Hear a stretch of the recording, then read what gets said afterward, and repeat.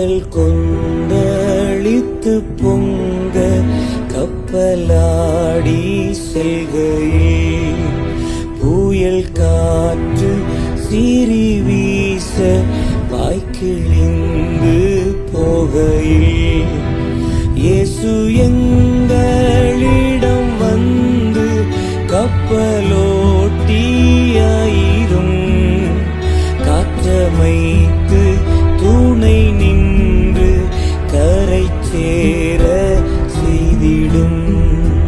கடல் கொந்தளித்து பொங்க கப்பலாடி செல்கையில் புயல் காற்று சீறி வீச வாய்க்கிழிந்து போகையில்